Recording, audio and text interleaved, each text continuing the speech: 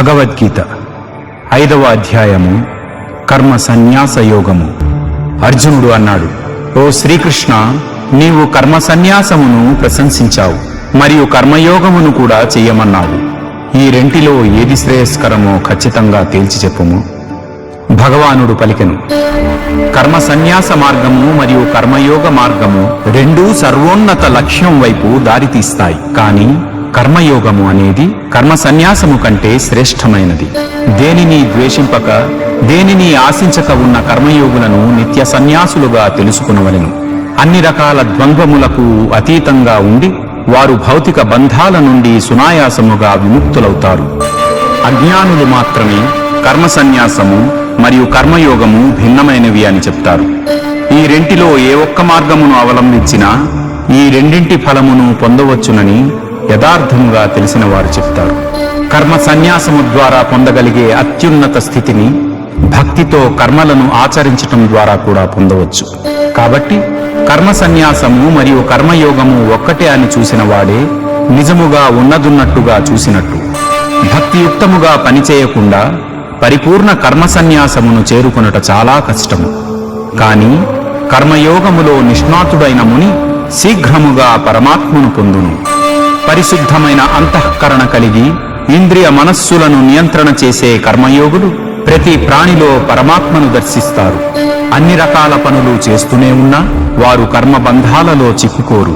కర్మయోగములో దృఢ సంకల్పంతో స్థితులై ఉన్నవారు చూస్తున్నప్పుడు, వింటున్నప్పుడు, స్పృశిస్తున్నప్పుడు, వాసన చూస్తున్నప్పుడు, కదులుతున్నప్పుడు, నిద్రిస్తున్నప్పుడు, శ్వాస క్రియలప్పుడు, మాట్లాడుతున్నప్పుడు, విసర్జిస్తున్నప్పుడు, స్వీకరిస్తున్నప్పుడు, కన్నులు తెరుస్తున్నప్పుడు, మూస్తున్నప్పుడు చేసేది నేను కాదు అని ఎల్లప్పుడూ భావింతురు. ప్రాకృతిక ఇంద్రియములే వాటి వాటి విషయములలో కదులుతున్నట్లు దివ్య ఆధ్యాత్మిక జ్ఞానంతో గ్రహిస్తారు. సమస్త మమకారాసక్తులు త్యజించి భగవంతునికే తమ అన్ని కర్మలు అంకితం చేసేవారు తామరాకు నీటిచే తడి అవ్వనట్టు పాపముచే తాకబడరు. యోగులు మమకారాసక్తిని విడిచిపెట్టి కేవలం ఆత్మశుద్ధి కోసం మాత్రమే శరీరము, మనస్సు, ఇంద్రియములు, బుద్ధులతో కర్మలను ఆచరిస్తూ ఉంటారు. అన్ని క్రియాకలాపముల ఫలములను భగవంతునికే అర్పితము చేసి కర్మయోగులు శాశ్వతమైన శాంతిని పొందుతారు. అదే సమయంలో తమ కోరికలచే ప్రేరేపింపబడి స్వార్థ ప్రయోజనం కోసం పనిచేసేవారు కర్మ బంధములలో చిక్కుకుంటారు. ఎందుకంటే వారు కర్మ ఫలములపై ఆసక్తి కలిగి ఉంటారు. ఆత్మ నిగ్రహము, వైరాగ్యము ఉన్న జీవాత్మలు తాము దేనికి కర్త కాదని, దేనికి కారణము కాదని తెలుసుకొని ఈ యొక్క 9 ద్వారములు కల నగరములో సంతోషముగా ఉంటారు. కర్తృత్వ భావన కాని, కర్మల స్వభావం కాని భగవంతునిచే సృష్టింపబడవు. కర్మ ఫలములను సృష్టించేది కూడా ఆయన కాదు. భౌతిక ప్రకృతి గుణములే వీటన్నింటినీ ప్రవర్తిల్లజేయును. సర్వాంతర్యామి అయిన భగవంతుడు ఏ ఒక్కని పాపపు లేదా పుణ్యకర్మల యందు కూడా పాలు పంచుకోడు. జీవుల వివేకము అజ్ఞానముచే కప్పిపోవటం వలన వారు భ్రమకు లోనవుతున్నారు.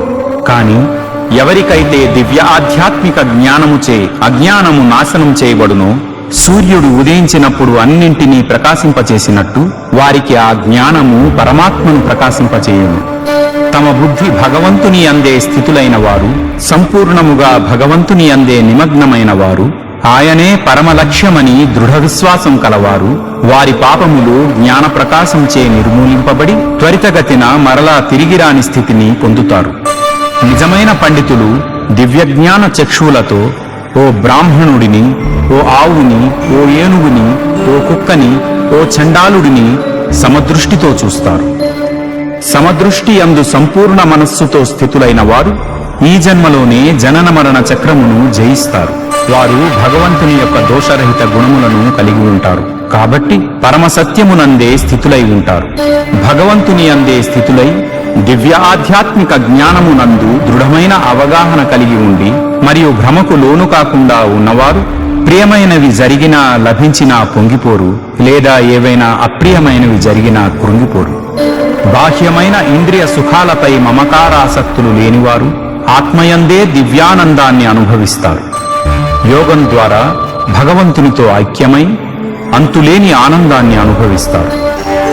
ఇంద్రియ వస్తు విషయ సంపర్కం వలన కలిగే భోగాలు ప్రాపంచిక మనస్తత్వం ఉన్నవారికి ఆనందదాయకంగా అనిపించినా అవి యథార్థముగా దుఃఖహేతువులే.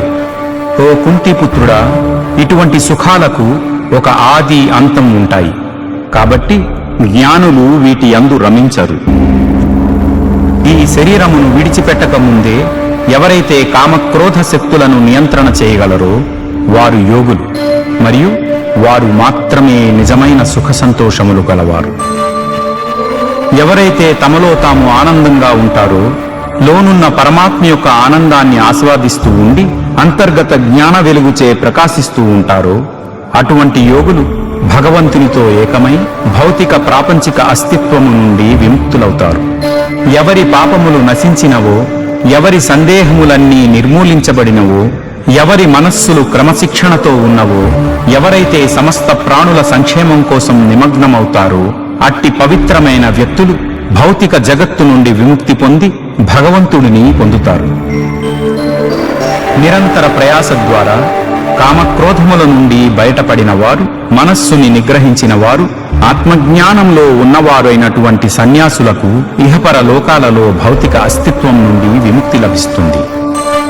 అన్ని బాహ్యమైన భోగ విషయముల తలంపులను త్యజించి దృష్టి కనుబొమల మధ్యే కేంద్రీకరించి నాసికా రంధ్రములలో లోనికి వచ్చే బయటకు వెళ్లే గాలిని సమముగా నియంత్రించి ఈ విధంగా ఇంద్రియ మనోబుద్ధులను నిగ్రహించి కామ క్రోధ భయరహితుడైన ముని సర్వదా మోక్షస్థితి అందే వసించును. సమస్త యజ్ఞములకు తపస్సులకు భోక్తిని నేనే అని, సమస్త లోకములకు అధిపతిని అని, మరియు సర్వప్రాణుల యొక్క నిస్వార్థ మిత్రుడను అని తెలుసుకొనిన పిదప నా భక్తుడు శాంతిని పొందును. ఇది ఉపనిషత్తుల సారాంశము, బ్రహ్మ విద్య, యోగశాస్త్రము, శ్రీకృష్ణార్జున సంవాదము అయిన శ్రీమద్ భగవద్గీతలోని కర్మ సన్యాస యోగము అను 5వ అధ్యాయము.